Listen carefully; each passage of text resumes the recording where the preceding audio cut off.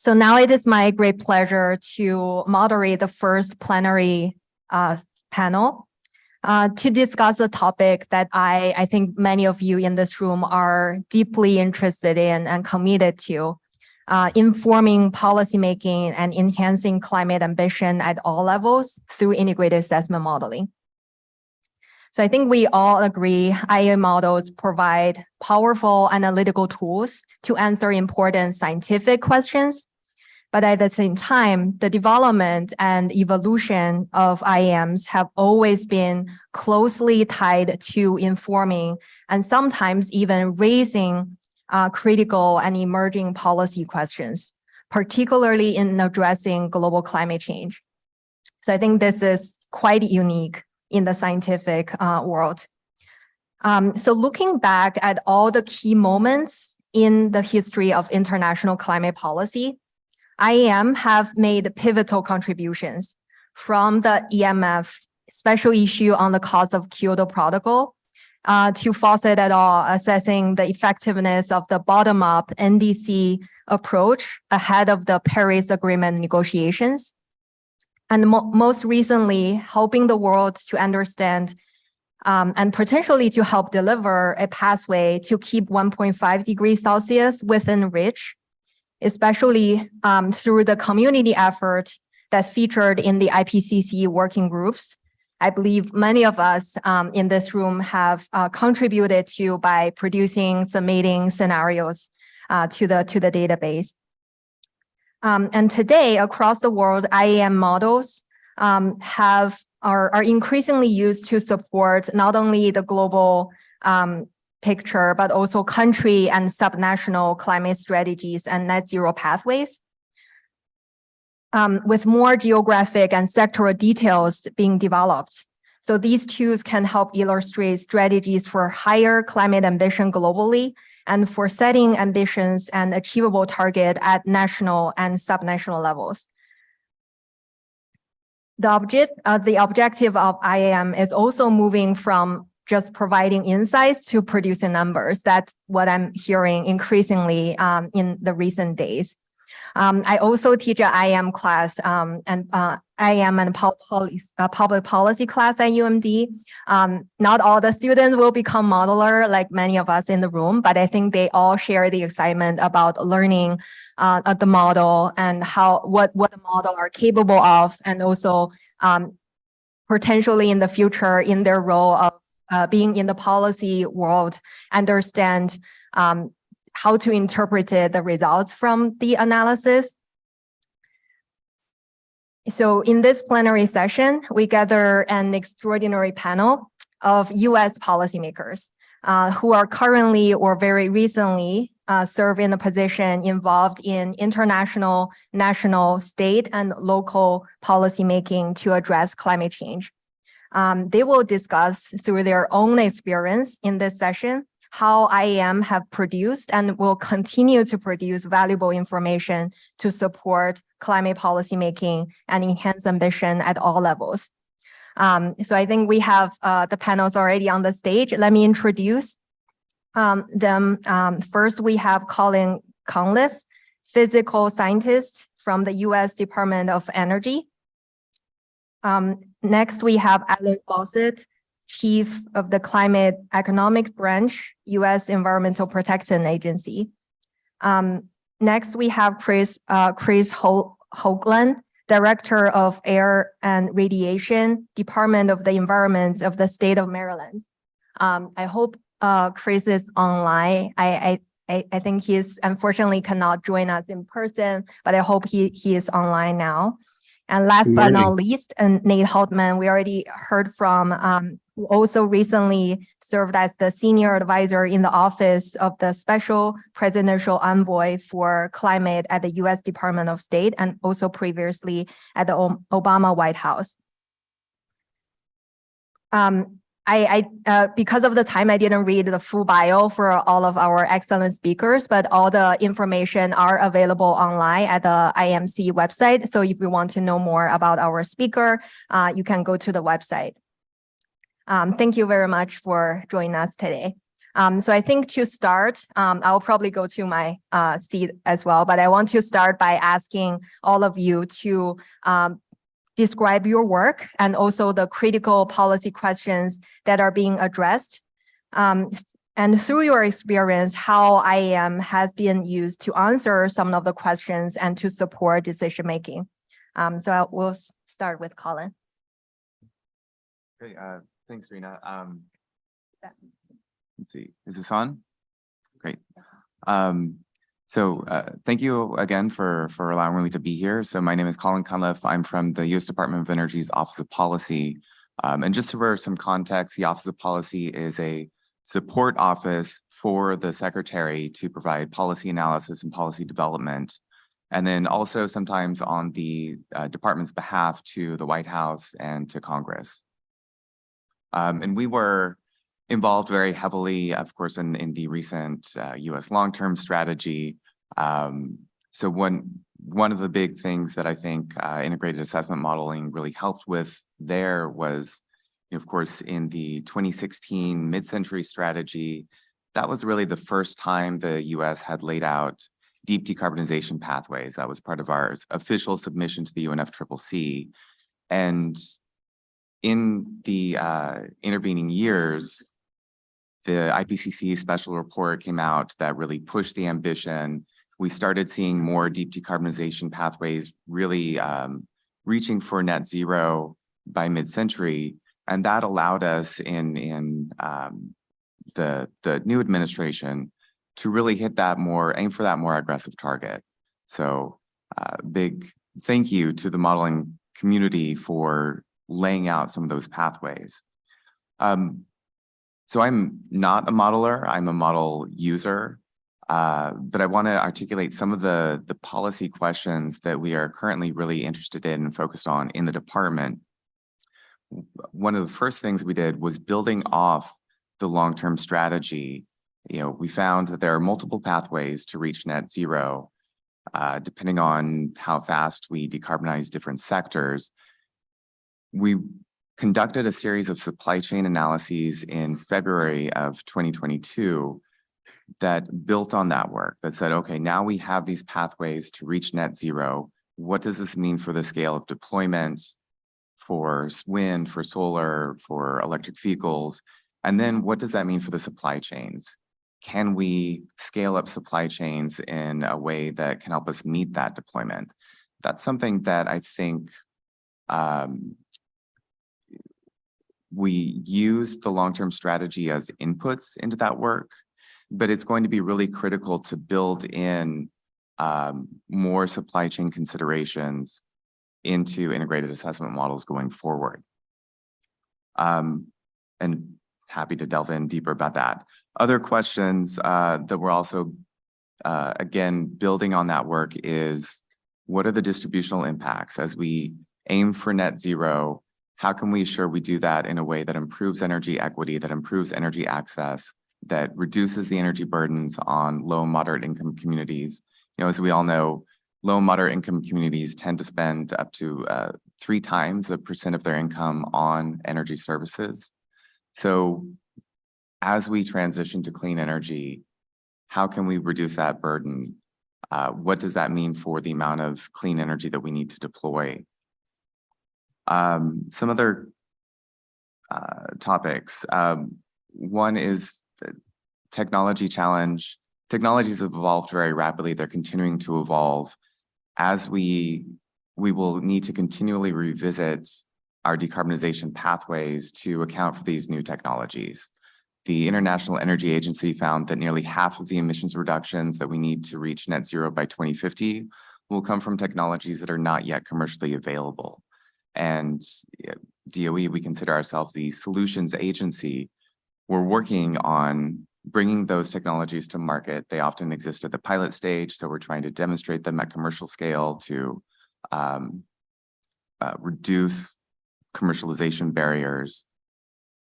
And many of these technologies are represented now in integrated assessment models, but obviously we'll be learning more and more about in the intervening years about what the actual costs will be, again, what the supply chains will be for those technologies. So we'll need to continually revisit that work. And then another final challenge is policy. How can we model policies in these integrated assessment models? It's easy to stick in a carbon price. It's easy to do a carbon tax or a cap on carbon. We just went through this really exciting experience with the Inflation Reduction Act, which has a lot of novel policy ideas that are incorporated in. It's going to be really challenging to figure out how to model those accurately. There are production tax credits, investment tax credits, where there are also bonuses for domestic content, for energy communities. What are the impacts of those bonuses? There's for the first time, a hydrogen production tax credit and a clean fuels tax credit, where the value of the tax credit itself depends on the life cycle emissions reductions of that particular production pathway. So understanding what that means in terms of where clean hydrogen will come from, which will win out. Is it going to be electrolysis? Is it going to be steam methane reforming with carbon capture? These are questions that I think, looking forward, we're really interested in understanding how the Inflation Reduction Act, what the actual impacts will be. So those are just some 4 key challenges that I wanted to highlight on the technology level, distributional impacts, supply chains, and Inflation Reduction Act. I'll leave it at that, and then we can delve into more details during the questions.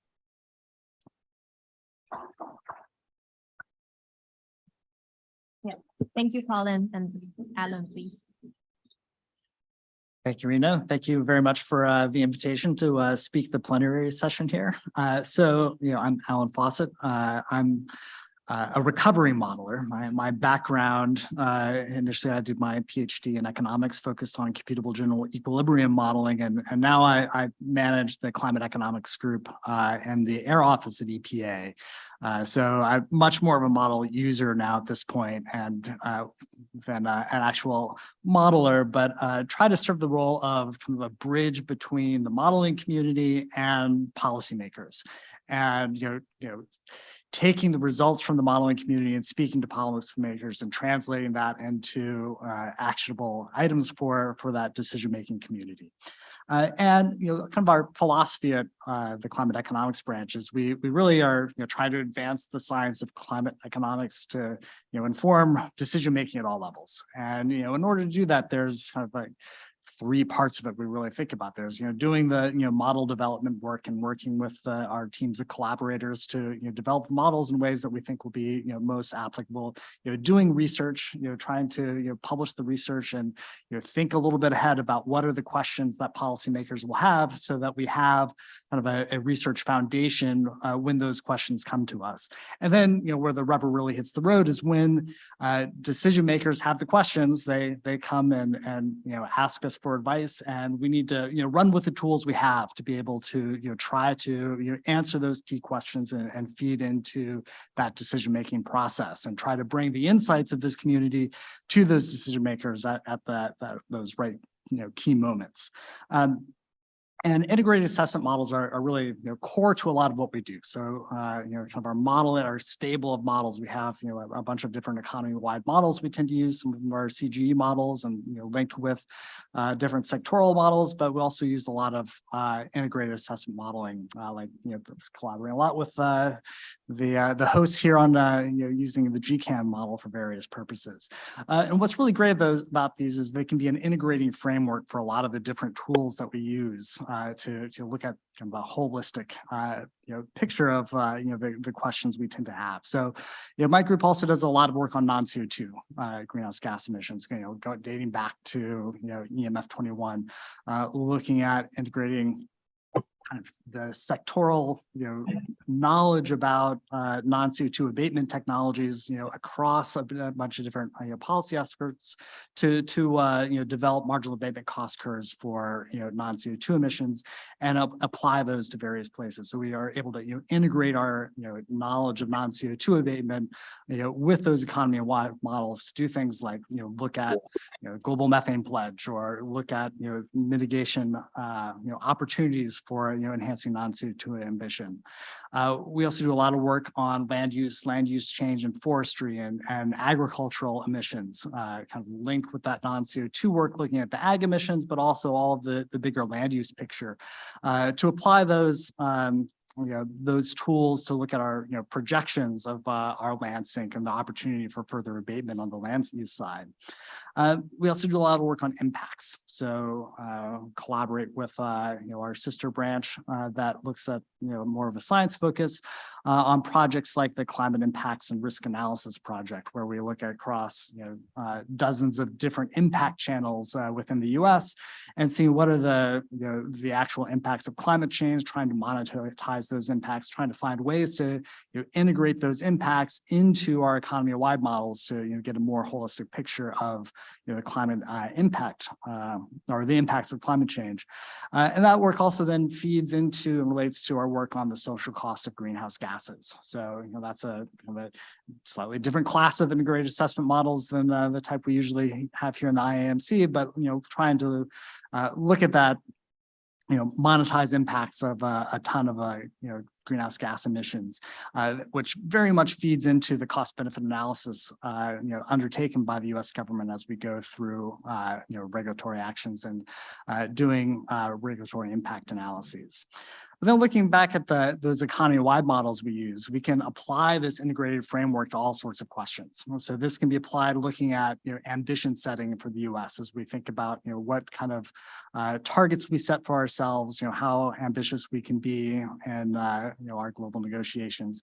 We can apply these kind of tools to look at policy analysis, working with Congress, going back more than a decade now, I had said to look at the cap and trade analyses as we went through a whole series of different cap and trade bills that culminated with the Waxman-Markey bill that passed the House, but then failed, and eventually then had to pivot to different types of policy analysis as we looked more at sectoral and regulatory analyses, and types of policies like the Inflation Reduction Act, which is a very different type of policy mechanism.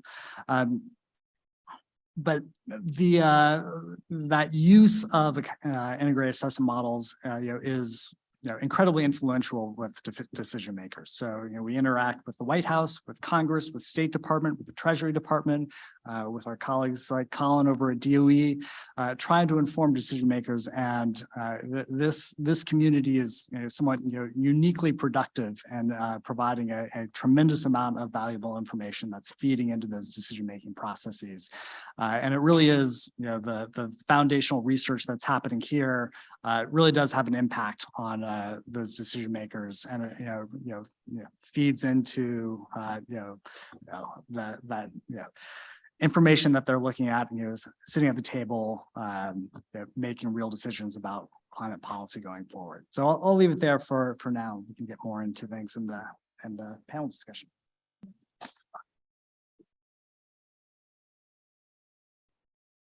Thank you, Alan. I think let's try if we have the Chris online to talk about some of the state experience. Morning. Can you hear me? Nope. Not yet? Great. Awesome. Hi, can you guys hear me? Do you hear me? Yes. Yeah, go ahead. Okay. We can hear you. Yes. Okay, great. The technology's working. What a time to be alive. Sorry I couldn't be there with you in the room today. I'm Chris Haugen. I'm the Air Director at the Maryland Department of the Environment.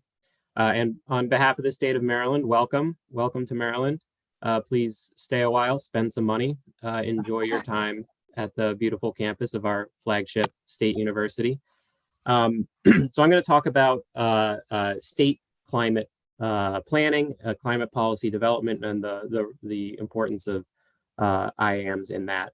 So the reason state planning and climate planning is important is that under the American system, of course, there are policy areas that are under state authority, not federal authority, and then there are areas in federal policy where there are gaps or shortcomings and where the states need to step in and ensure we continue to make the progress we need to make to achieve our greenhouse gas reduction requirements. And it's a rapidly growing field. It used to be, 10 years ago, there was a pretty lonely group of states producing statewide climate plans, Maryland, California, and we didn't have a whole lot of company. But that's really changed.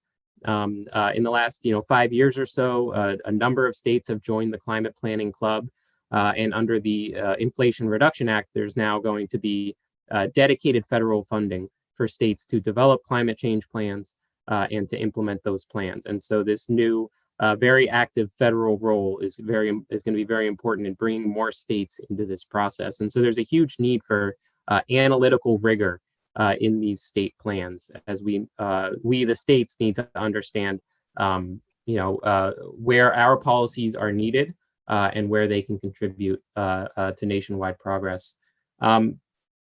A little bit about Maryland's history. As I suggested a moment ago, Maryland's been doing this for quite a long time. We were one of the first states to codify greenhouse gas reduction requirements in state law, and we've issued a series of plans over the last 15 years to achieve those goals.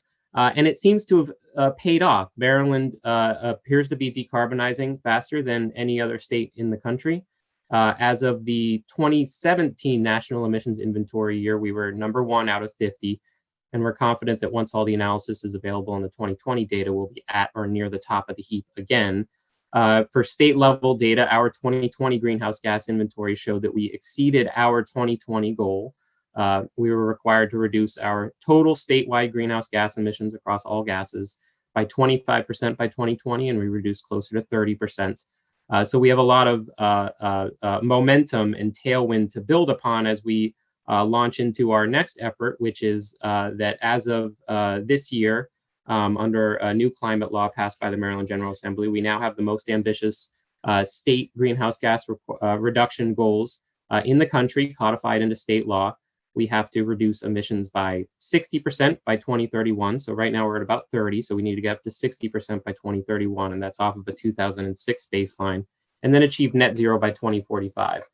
And the Department of the Environment, we have about 7 months to produce a plan for the state to get there. And we've partnered with CGS, Nate and Ryna and their colleagues, to use GCAM as the central analytical tool to evaluate how to do that, to find viable statewide pathways to achieve that very ambitious goal, and to turn those pathways into specific state policies, and then do much more granular policy analysis to understand what each of these state measures will do and must do to achieve that goal.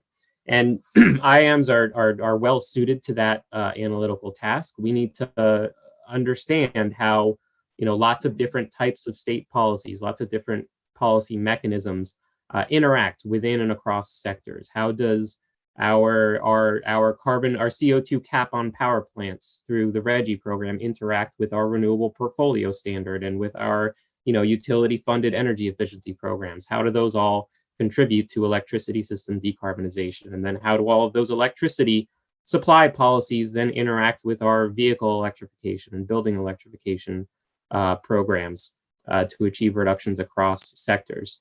And then we also need to understand geographically how our state policies interact with other state policies, especially with our neighboring states with whom we share an electricity grid.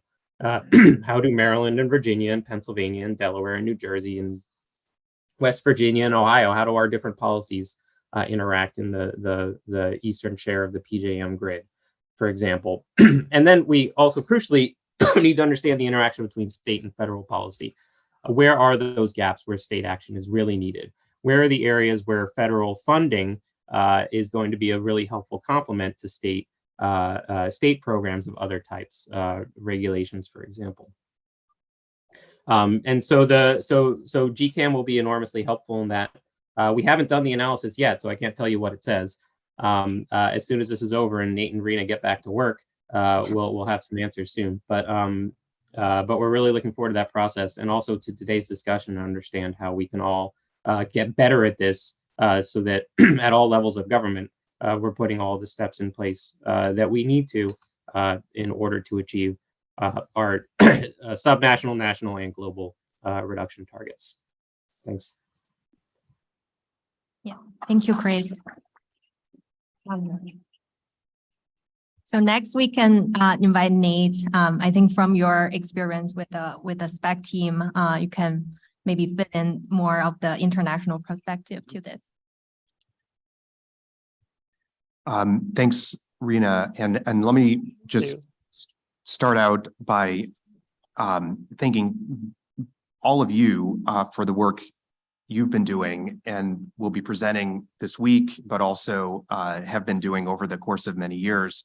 I think it's critically important, and I also want to thank my fellow panelists for all the work you guys have been doing over also many years to link up that analytical input with real policy decision making and implementation.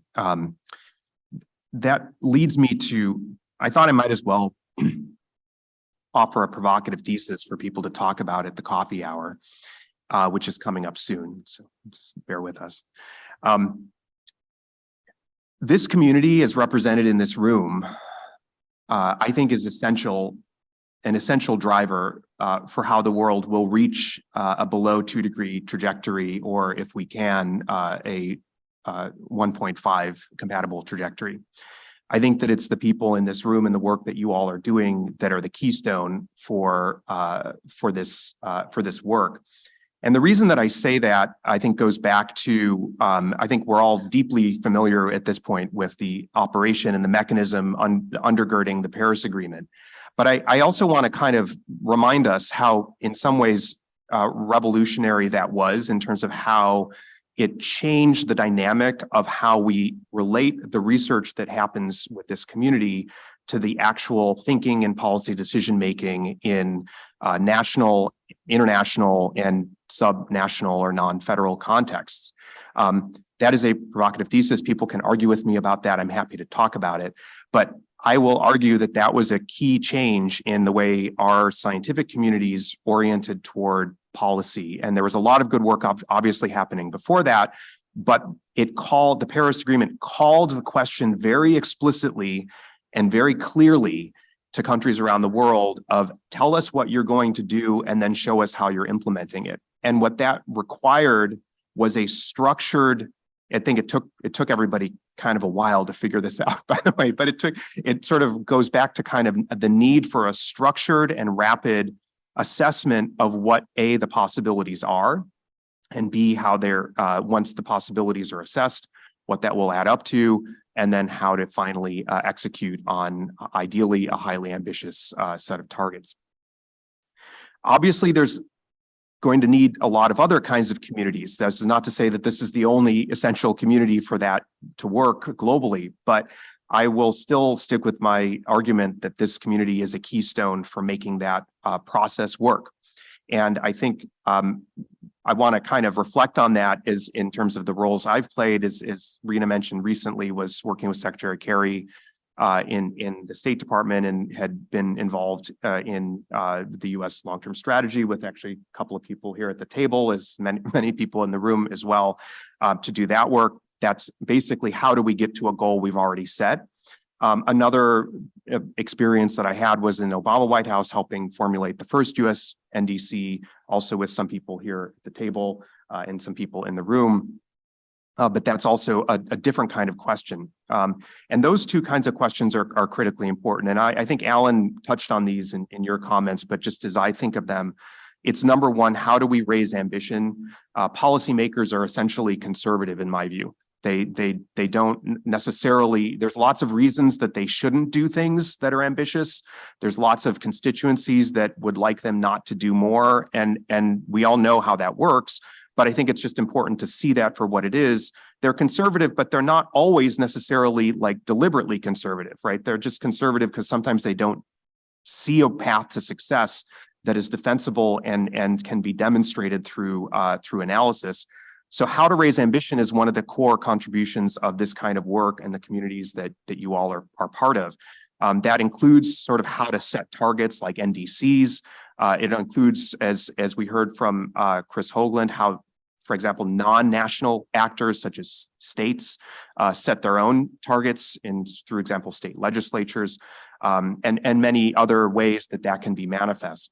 The second way that this community contributes is through, for lack of a better term, ambition assessment. So how ambitious are targets that others are proposing? That is a critical part of how the Paris process works and how, again, we will ultimately rapidly adjust our trajectory, I hope, to be compatible with 2 degrees, under 2 or 1.5. An ambition assessment requires similar kinds of analysis, right? So what is kind of the sort of set of policies currently happening? What might be done differently? How feasible? What is the degree of feasible potential that's being realized in current action by any individual country or actor? A third area is once set with a target or NDC, what's the pathway to success? How do we actually implement? As actually several of our speakers already mentioned, the US, as we all know, has set a 50 to 52% 2030 goal. Even with the Inflation Reduction Act, a lot of assessment, including some of our own and others that are out there, show that we're probably on track for a sort of in the range of 40% reduction by 2030. That's a big gap between 40% and 50 to 52. So the question is, how do we then enhance the ambition and implementation to try to get to that highly difficult to achieve US national target? The comments that Chris Haugen made also are relevant here. So for those of you not from the US, you probably have at least a partial understanding of this, but I'm going to just assert there's a lot of policy authority in our federal system that is delegated to states and other sort of non-federal actors, including cities and others. That's not the case in every country, but it is the case in the United States. And so the fact that Maryland, I'm, by the way, very proud of our state for putting together a kind of wildly ambitious, but I hope we can do it, 60% reduction by 2031. So let's do that. And that's part of what we're trying to do with the state. But how to achieve success once those highly ambitious targets are offered is an important part of the analytical work that this community is engaged in. And then finally, I think one just to kind of link some of these other elements together that I don't think we completely fully wrapped our heads around pre-Paris, although many people had made good arguments for it, is how to actually add up and understand the diverse contributions of different types of actors, different levels of governance, different levels of government in achieving overall global emissions reductions, right? So it's not just the question of where do the reductions come from by technology, it's where are the policy levers across all of society and how do those potentially aggregate to deliver more rapid, more robust, and actually more deep emissions reductions over time. The work that's also happening in this room with the people working hard on these topics here is contributing to our understanding of how to apply those different policy levers maximally in different contexts, and in doing so, ideally get us to do more and faster. So with that, I think that's probably enough for now, but just want to kind of end on the note of just again saying thanks to everybody for all that good work, and I think back over to Ryna at this point.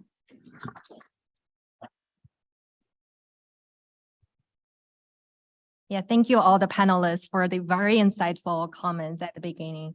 I heard a lot of the key policy momentum throughout the all the explanation. I think especially in the US context, we hear from this panel, but I'm sure this also happening across the world in many different country contexts. So I also really curious, want to hear all of your thoughts about this kind of the bridge between the scientific community and the policy community. I think, Alan, you mentioned this is a very important role. Like we need to fill in the kind of the bridge. So I really feel like the history, it's not a short history, it's actually a co-evolution between the modeling side and also the policy side in the past more than a decade. So I really want to hear from you, maybe what do you think why it is effective for the modeling community and the policy community that communicate and be able to co-develop, co-evolution that happened on both sides. What do you feel like is effective in terms of the communication? And also, what do you feel like could be improved in terms of better understanding each other? Maybe this time we can start with Alan and Colin. Thanks, Ryna. So maybe tell a couple concrete examples to look at how IAMs have influenced things. And stepping back a little more, Jim Ski has often said that this community is somewhat unreasonably effective at influencing IPCC and Working Group 3 in particular. When you look at the all of the scenarios coming out of this community, it really does have a dramatic impact and increasing global ambition. But I want to look at a more narrower example to kind of dig into some of the things that Nate was talking about how IAMs can play into the ambition setting process. So going back to 2014, the U.S. and China embarked on a long series of negotiations in the lead up to the Paris Agreement, and it was a very careful series of conversations, and we're there between State Department and White House and their Chinese colleagues, and really needing to understand what is the ambition level that is a actually ambitious NDC proposal or intended nationally determined contribution proposal at that point, and what is business as usual, or doing something that isn't truly ambitious, and what is the implication of various potential INDCs on leadership and encouraging additional ambition from other parties. And so going to those negotiations, we had a bunch of IAM runs. We were running GCAM and doing a whole bunch of different analyses of what is an ambitious policy and what are potential implications for follow-on ambition from other parties if they follow the leadership of the U.S. or of China, and what are the implications of those various potential near-term NDCs on ratcheting pathways, and what does that mean for ultimately global temperature outcomes. So trying to go into those negotiations with a sense of what is feasible, what is a real ambitious policy, and what would it mean for our ability to deliver on our actual ambition around reducing temperatures. And that work eventually led to an agreement. We had a joint U.S.-China announcement in 2014 that laid out the U.S. INDC and the Chinese INDC. And that kind of unlocked a whole series of bilateral negotiations that we engaged in with a number of different parties, trying to get parties to come forward with INDCs and come forward with ambitious policies in the lead up to Paris. And that ultimately was successful in our efforts and the efforts of lots of other people around the world to put forward a tremendous set of NDCs that form the heart of the Paris Agreement, and that work that fed into that process. We didn't want to keep that work as something that was just internal to the U.S. government negotiations. We took that work and we spun it into a paper. Ryna mentioned the paper we published in Science that came out during the Paris negotiations, looking at all of the collective INDCs that have been brought to the table of the Paris Agreement, and looking at what are the range of ratcheting that could be implied by those INDCs, what are the probabilistic temperature outcomes that would result. And so I think that was a great example of taking the work of this community, these integrated assessment models, directly feeding into a decision-making process, but also taking that work and feeding it back out into the community to see those results and have that research available for further work. That work then we further spun that off and doing the work that Nate and Colin have talked about developing the mid-century strategy, looking at, well, now that we've set this ambitious pathway, how do we deliver upon, deep decarbonization ambition? There's a little pause for a few years where we didn't do a lot of this work, but then we came back to do more work ahead of the Glasgow COP to look at the ratcheting of ambition that could happen in Glasgow, and looking at deeper decarbonization pathways through the long-term strategies. And it is very much the work of this community that set the stage for the mid-century strategy round of these long-term strategies. Really was focused around an 80% reduction by 2050. But the work that fed into the IPCC 1.5 special report and the need to ratchet ambition to shoot for 1.5 instead of just 2, led to the work that looking at really deep decarbonization all the way to net zero, and that was embodied in our work in the long-term strategy. So that whole process really integrated assessment modeling was just integral to U.S. efforts to increase ambition around the world and try to deliver on the goals of the Paris Agreement. Colin? Yeah, I would just echo that. Leading up to the mid-century strategy, we did do a literature review of deep decarbonization pathways that were out there. And we didn't find many net zero by 2050 pathways. Deep decarbonization then was 50% emissions reductions or in the best case, 80% emissions reductions. So that somewhat set the bar for what we could aim for. And, since then there's been a lot of rapid technology change. Wind and solar costs have fallen precipitously. Lithium ion battery costs have also continued to decline. But also from the modeling community, we again did a literature review leading up to the long-term strategy and found that there were now a lot more pathways in the literature that told us how to get to net zero by 2050. So that created a permission structure that set the enabling environment for us to aim for more ambitious targets. That also carries down into sectoral levels, setting sectoral targets for zero emission vehicle sales and for 100% clean electricity by 2035. So I would just echo that the ratcheting of ambition is a really important role that these integrated assessment models can play. Also, they can be, so at DOE, we tend to use more energy economy models. I'm much more familiar with NEMS, the National Energy Modeling System. We maintain our own version that is distinct from the Energy Information Administration that is used for their annual energy outlook. And that allows us to explore different policy scenarios, but we use IAMS, we use GCAM frequently to tailor our ambition. Thank you, Colin. Chris, do you want to comment on this?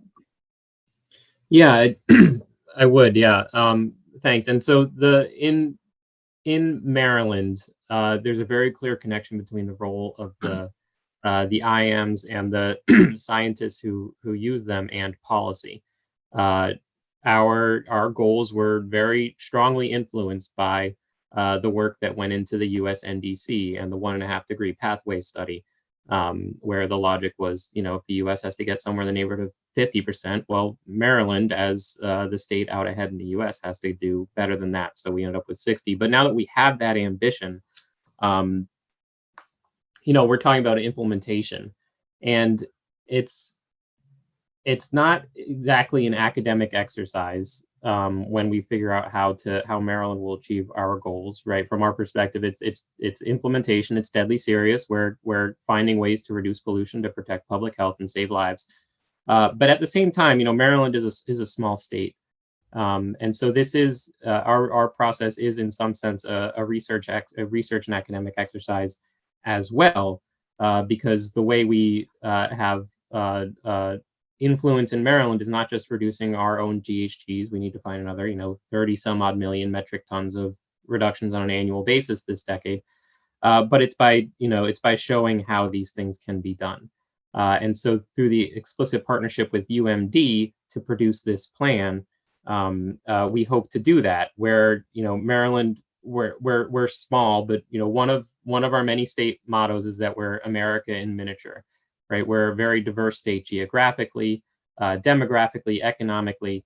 And so we're sort of an optimal site for an experiment in the laboratory of democracy here, and show how this can be done. What does a really comprehensive and coherent policy framework that really answers the moment here look like? What does it look like? And how can other states and the US as a whole learn from the example of states like Maryland that are out ahead on this? So we absolutely are viewing this as both a policymaking exercise and also a scientific exercise, so that we can all understand how to solve this problem. Thank you, Chris and Nate. I'll go real quick here. So the other panelists, I think, did a thorough job on this. One thing that Ryna had asked was kind of how to think about this science and policy discussion, or that kind of conversation between these two communities. And one thing that just as an observation, having been sort of in a couple of the different worlds, is that, you know, look, as we all know, a lot of the models are complex. It's a lot of scientific, you know, information, and you know, for what it's worth, our research community has a different kind of language and this, you know, kind of discourse. Even in IPCC, it's very different than kind of what policy makers, you know, sort of think about.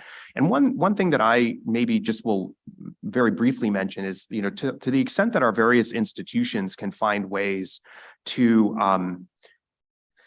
you know, loan out or share personnel, like to kind of make them available to policy communities that we're locally based in, and support that. I think that's something that maybe is an area that we could kind of continue to work on, because to me, that's kind of been a critical part of, you know, enhancing this discussion, because you really do need to have people that are kind of embedded in some ways. So I think that's just kind of a thought that I had about the overall question.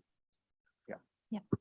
Thank you all. I think it's really encouraging to hear like all of our work has been really helpful to and fit it into the decision-making process. I think it's not our only goal doing the work, but it is definitely encouraging to hear the important key policy moment that like really based on the solid analysis and research. And one small thing I maybe want to add to kind of a building on what Nate was just saying about kind of a sharing more about expertise with among all the different agencies. I think another mission as we are in the university, I think a lot of other institutions are doing the same thing, is to offering like courses or kind of trainings to community beyond the academic. And for them to also learn about the analytical tool to understand how to interpret it, not just limited to, you know, the science question and we are answering. So thank you all for all of that insights. So I think we're maybe my last question, let's talk about the wish list. I think we all know that IAM is not designed to answer all the questions. I think we are kind of clear about what type of question the IAMs are really useful and powerful to answer. But I think there are still opportunities to keep pushing the boundary or the frontier to be able to do more advanced analysis to help shaping all of the key policy questions. I already heard about, you know, the implication, the distributional effect of a low carbon pathway. So I want to kind of ask each one of you about what's on your wish list. What do you think is the big opportunity for the community to work together and to further improve the model and help the process? Maybe this time, who want to start? Yeah, Colin, please. Happy to start. Again, going back to the Inflation Reduction Act and the types of policies that we can model with IAMS, it is just a lot easier to model a carbon price or a carbon cap or regulations, efficiency standards, and so on. One of the things that with the Inflation Reduction Act, it's much more of an incentive-based set of policies, and understanding how that will help us drive down emissions. We've seen a lot of analyses of the Inflation Reduction Act from Rhodium Group and their version of the National Energy Modeling System, from the Princeton Repeat Project, from Energy Innovation. I don't know that I've seen yet some analysis of the Inflation Reduction Act in an integrated model. So that would be something that would be incredibly valuable to us. And then again, supply chains, the International Energy Agency refers to this transition to clean energy as a transition from a fuels-based energy system to one that is materials-based. A lot of clean energy technologies rely on critical materials. We're going to need to scale up production of those rapidly. That is a very different energy system than the one we currently have. And not being able to dig into the weeds of IAMS, I assume they have a very good representation of the fuels-based system that we have and of fuel refining. I don't know that they can tell us what for example, platinum, palladium, how is demand for that going to change? Obviously, they're used now in big ways in catalytic converters for internal combustion engine vehicles. But as we transition to electric vehicles, demand for that is going to go down. At the same time, if we start using a lot more hydrogen produced from electrolysis, platinum and palladium demand will go up. How does that transition play out over time? Will they increase and decrease at the same time, so total platinum demand stays flat? Will it happen at different times? What about other critical materials, lithium, cobalt, nickel for batteries? These are really key questions that we need to grapple with. Also, how do supply shocks like the one that we're currently experiencing, supply shocks are likely going to play out across the global economy very differently in a materials-based than in a fuels-based system. So I think that is going to be one of the really key challenges that we need to address going forward.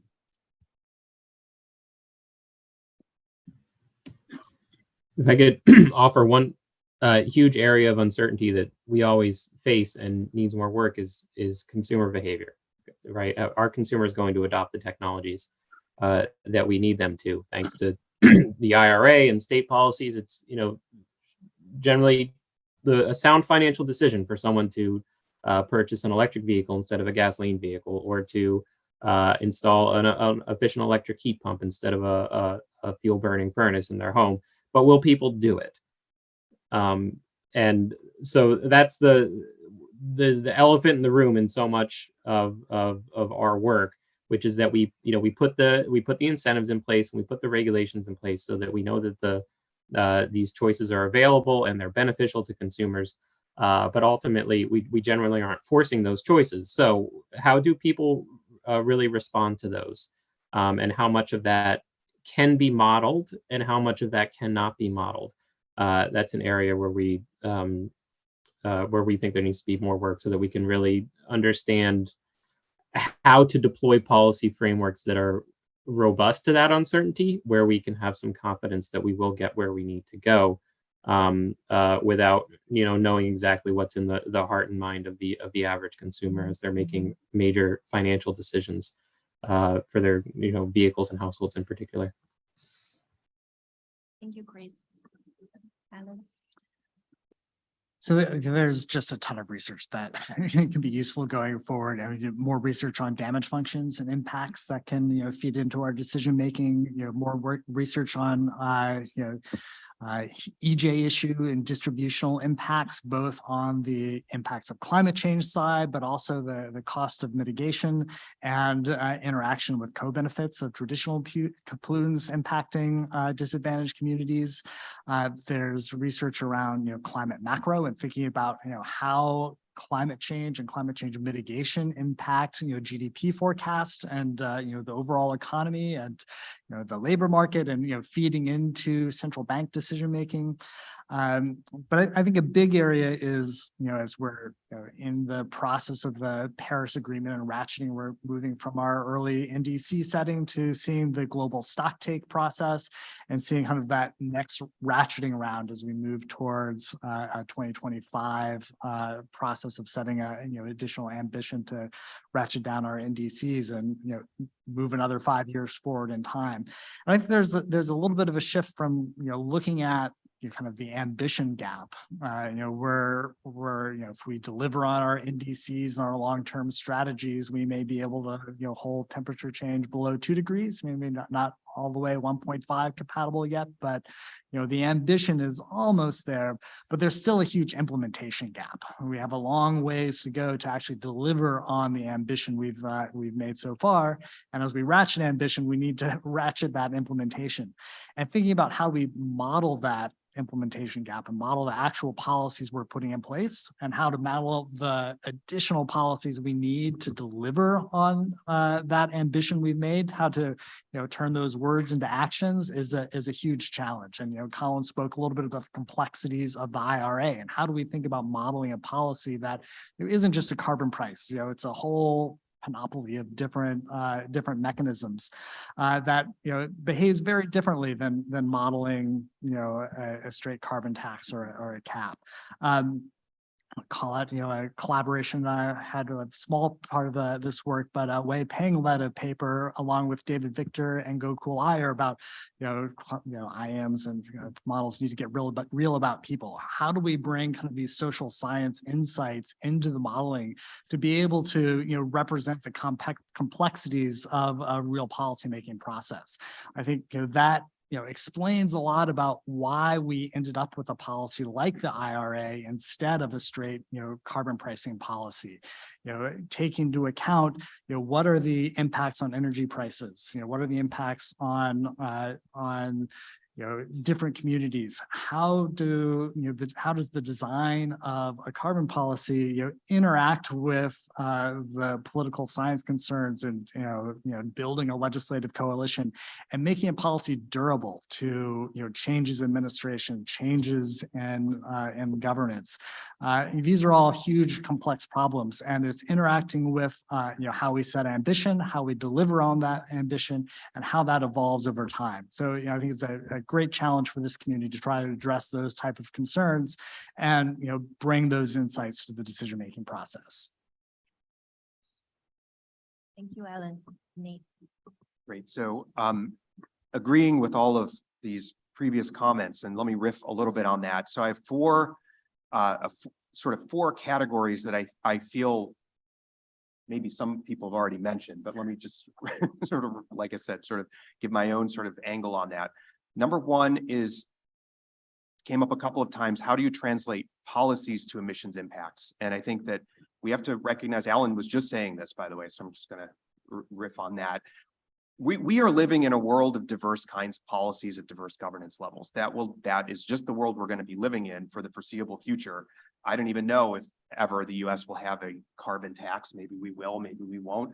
Other countries may have different situations, but we have to be able to narrate how to go from that diverse, complex, very messy set of different kinds of policies, including, as some people have mentioned already, financial incentives. And how do you translate from financial incentive? We did a study of the US, getting to 50, and there's a ton of information or ton of new stuff in our Inflation Reduction Act, which is financial incentives to sort of support the shutdown of coal. But how do you actually turn the knobs so that you go from these financial incentives to an actual coal phase out trajectory by 2030, or is it going to be 2032 or 2035? And those numbers matter a lot in the policy community, right? So translating the policies to emissions impacts, I feel like that's an area where we can work as this community, obviously pulling in insights as people are already doing, but from other fields and disciplines to try to help with calibrating and understanding how that might work with these complex policy packages that we're actually trying to understand better for the implementation side. Second category is on implementation side, but also thinking about, for example, thinking about a rapid energy transition. how do you finance it? And one of the things we've seen in the international community particularly is, I'm sure people have noticed last year and this year, a sort of side process to the international policy discussion was a essentially G7-led process called Just Energy Transitions Partnerships, which was really about deal making. It's about how do you kind of provide a new set of like financial support to specific countries for specific contexts that will allow them to more rapidly transition than they would otherwise have been able to do. That requires not only kind of the ambition assessment, the implementation pathways, but also kind of linking that to financial sort of understanding and contracts and things like that that are relevant in the political economy space of places like Indonesia or South Africa or what have you. So that sort of translational work, I think, can be done, and some of it has been being done from people in this room, but more such is going to be helpful and needed.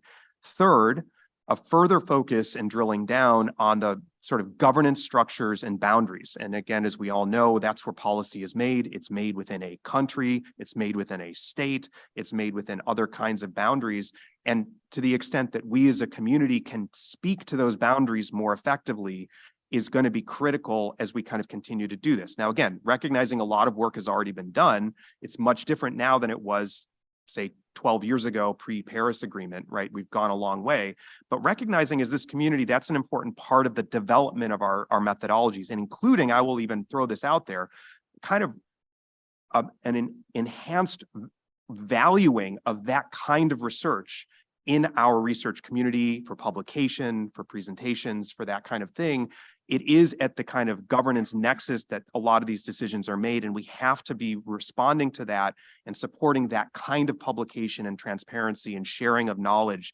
Even if it's sort of just one country and it's not global, it's still going to be really important as a contribution. So that's kind of a third thing. And then a fourth thing, my last thing, in the last few years, it is absolutely, I believe, clear, at least in the conversations I've been having, that a lot of the conversation has been shifting from, oh, should we go on the kind of high carbon pathway or should we go on the low carbon sustainable pathway? I think it's much more like we're going to be on more or less the low carbon pathway in a lot of country contexts. There's a lot of sort of shift of thinking like we're going low carbon. We're going to do this. This is going to happen. It has to happen.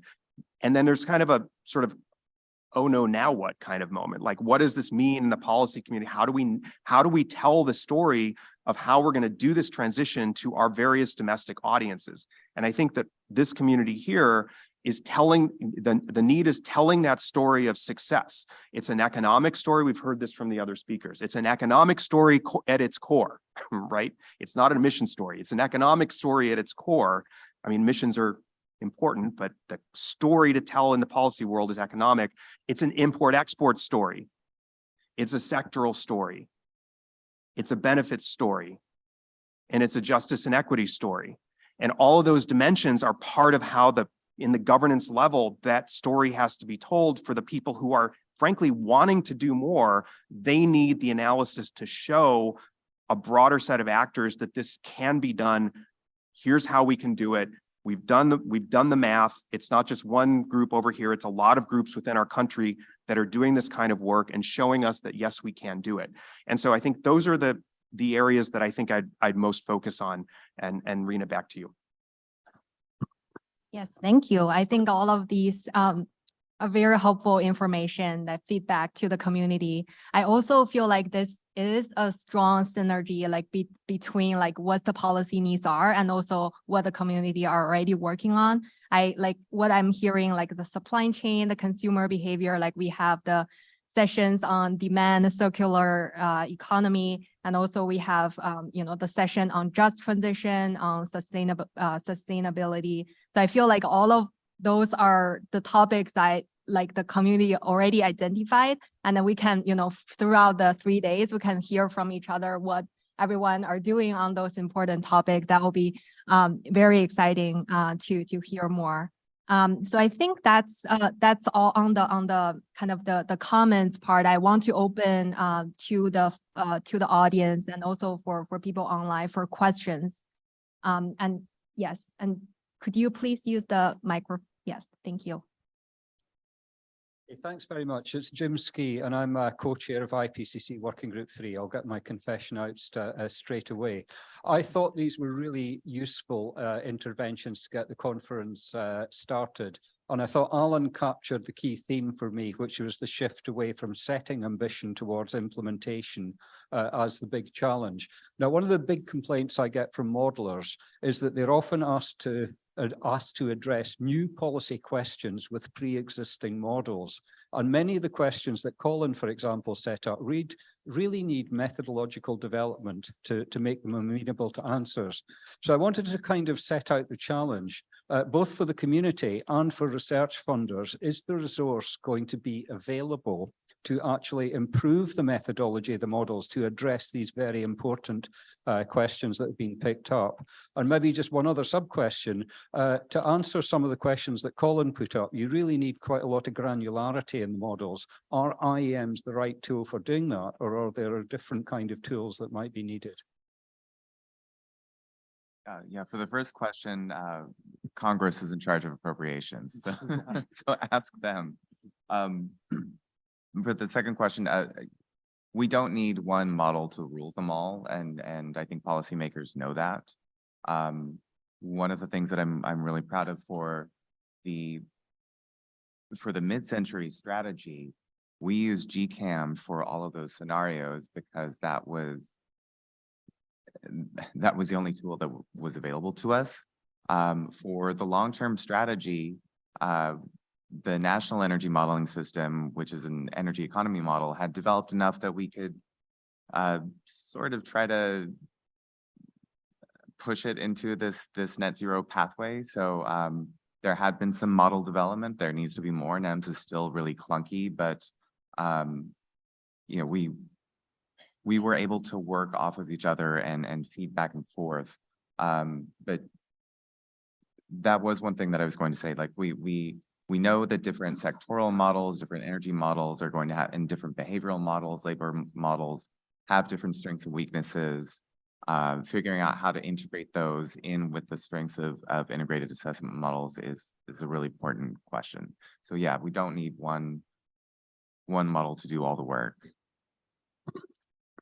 So, Jim, you made a great point about, there's methodological developments that need to happen. There's model improvements that need to happen to, answer the questions that are coming. And, it's always a challenge that all of that work to improve the models needs to happen several years before the questions are being asked. Once the policymakers are asking the question, you don't have time to go through and build a whole new model or tweak your code and do a whole bunch of development to be able to answer that question. So there really needs to be forward thinking in that model development space to try to prioritize the model developments to answer the questions you think are coming. And it's there's some guesswork in that. What do you really think the policy space is going to be focused on 2, 3, 4 years down the road, so you can optimize that model development?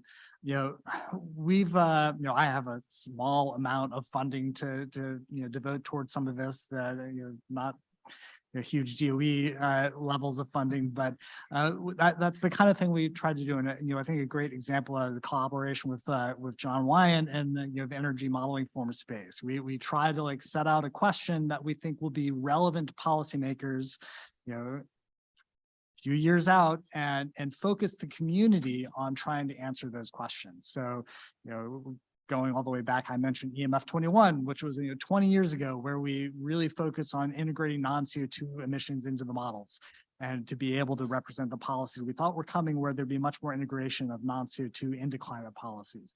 If we go forward to EMF24, after the crash of cap and trade, we really focused in on being able to do sectoral policies within the models. It's one of the early studies where we saw clean electricity standards could actually be more efficient than some cap and trade policies, and that eventually that work fed into some of the early thinking around Build Back Better and IRA. That piece of it fell out in the final legislation, but there was thinking about that. Right now in the EMF 37 exercise, we're looking at deep decarbonization, net zero strategies, and really bringing in sectoral experts from industry and buildings and transportation and carbon management together with the broader economy-wide modelers to think deeply about how do we get, those last few tons out? How do we, go through a, really net zero goal, electrifying everything? What are the places where, the models are falling short? And, that's an exercise where we started that back in like 2018. And looking really carefully at knowing that the policy is going to be moving towards thinking about these net zero pathways.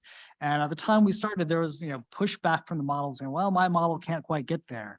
And, the push was, well, your model might not be able to get there now, but that's where the policy space is going. So to be relevant in that policy discussion, we need to think about how we get the models to get there and figure out where is it that, the model not getting there is, a feature or a bug. Is this an actual insight, or is this a shortcoming of your model because you don't have, the representation of, certain technology pathways into the model and ready to address these questions? But I think, going forward, there's still a ton of these questions that we need to really be ready to answer that are coming our way. And a lot of these things about how do we think about these non-standard policies, the integration of these social science insights, thinking about the distributional impacts. These are questions that we need this community to focus on. There's some funding opportunities out there to address this. Talk to your colleagues here. Several of them have work going on in this space, and I think it's going to be incredibly important to inform decision making, and try to make sure that we're able to answer the questions of the future, not just the questions of today. Oh, Jay, please.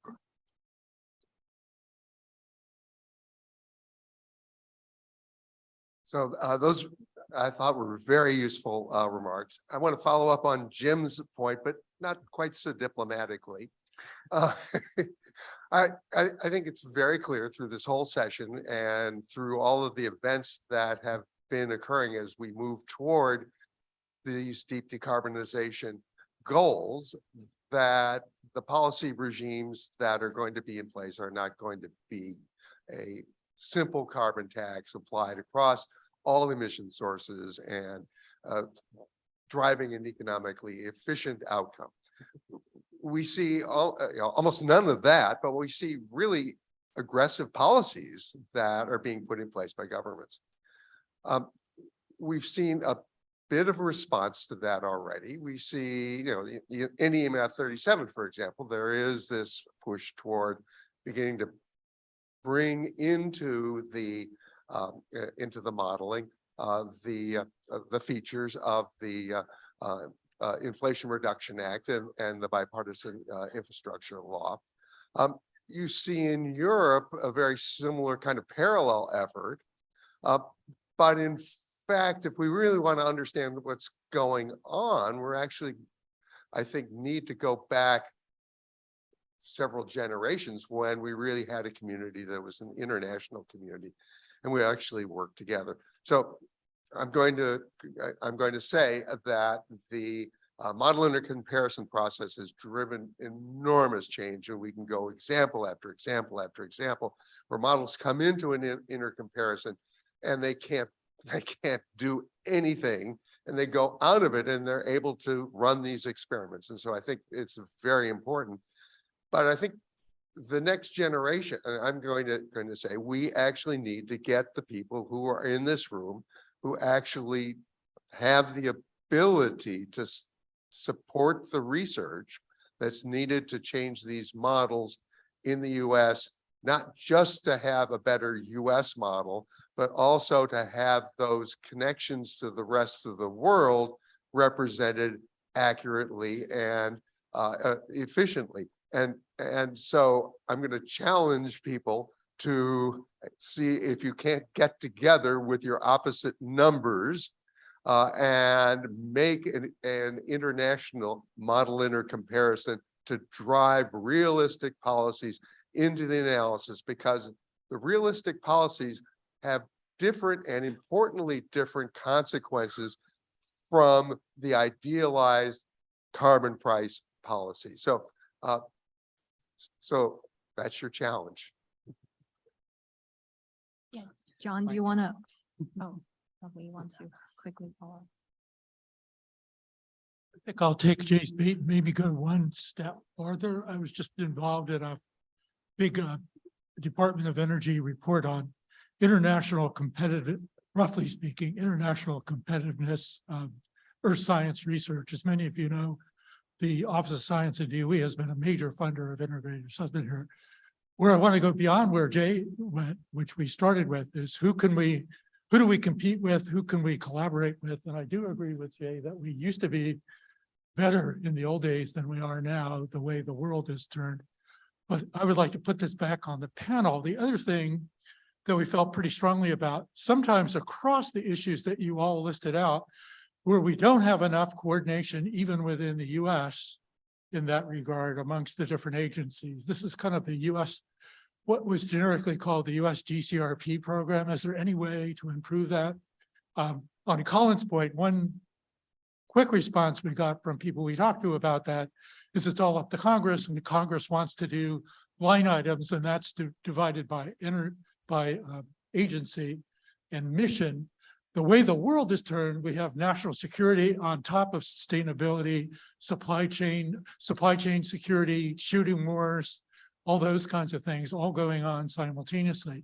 It doesn't mean you have to do everything in one model, as several panelists have said, but I think there could be, and maybe you are the people who are already doing this here on the panel, there could be more crosstalk and at least coordination and cross-talking, if not further, you know, the way we put it, you could kind of work together by just communicating what you're all doing and how it might fit together.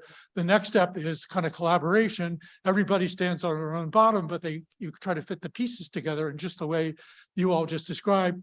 Finally, there could be cross-funding, not only across agencies in the US, but across the international funding community. Thanks. Yeah, thank you, John. I think I really love both Jay and John's comment about this collaborative, the spirit of a collaboration of this IAM community. I don't know if any of the panelists want to reflect on the comments. Yeah, I mean, in the spirit of collaboration, a big part of the long-term strategy was transparency and trying to be transparent and almost serving as a model for how other countries can set targets and can model these decarbonization pathways. And I know Nate, that was a big driving motivation for you. Because all I'll say is come and join us in the trenches, right? Put the models to work, see where they do work, see where they don't work. That's invaluable. The states, we can't give you much money, right? The pay's not good working for the states, but you can't beat the experience, and showing that you have policy influence, I imagine, is helpful for finding funds later. But let's, we want to take the model, throw it at the problem, see where it breaks, and then we know what to fix. And in the meantime, maybe we'll get some good policies in place. I'm sorry, Chris. I'll go real quick because I know we're I think right at time. So first of all, thanks to all three of the questions, and I very much hope that this is a sort of spark for further conversations in the halls and in the sessions. I will take one point and lift that up that I think was a thread in all of the comments, which is the call for, I think in some ways being just the call to be extra creative and collaborative. And even Chris Haugen's last point here, how can we as individuals, how can we as institutions kind of mix it up a little bit? Like, put ourselves in different positions, put ourselves in a conversation with different communities, make sure that you keep that spirit of deep collaboration that I think Jay highlighted, and as many of you in the room have been leading in this community with that spirit of collaboration. But how can we bring that not only across our community internationally, but also in some ways to integrate with some of these policy communities that really need us. So maybe that'll be where I pass back to Ryna, and thanks. Yeah, thank you. I think we're already at the time, but there is one question online and has been waiting patiently. So I think, I'll just ask Gunnar to unmute, and do you want to just say the question? Yeah, sure. Thanks for the opportunity, and thanks for the very interesting input. My question is, if we look at the US's policy situation, and you pointed out it's very much subsidy based or based on tax cuts, while in other parts, you mostly we see that carbon pricing is at the core of the policies, but at some point we'll need to have a certain degree of international collaboration to make this work. For example, if we think about international markets, trade in energy-intensive goods, how do we have an idea how this can be coordinated, how these policy approaches can be aligned in a way that it really works and makes sure that that it works overall for ratcheting up efforts across different countries? That's a great question, Gunnar, and I think looking at a diverse set of policies, we have a long history of research looking at kind of these trade issues where we have a uniform set of carbon pricing, and we can look at CBAM like mechanisms in these trade and climate policy interactions, and that's a much bigger challenge with a diverse set of policy mechanisms. I think there's a lot of discussions happening now in the context of CBAM and in the context of various different trade agreements that are being negotiated. What does that look like? With this set of policies, are there carbon clubs where we have trading? What do we think about things like, if you look at the IRA, we have all sorts of domestic sourcing requirements. How does that interact with the trading questions? I don't think we have a lot of good answers for that just yet, but I think it's a great challenge to throw out for this group to think about how we model it in this much more complicated, diverse policy environment than we've traditionally looked at these questions in. Great, thank you. I wish we have more time to continue, but we're already over time. So thank you again to all the panelists. Let's give another round of applause. Let's take all the messages, all the inspiration back, and look forward to all the sessions throughout the day.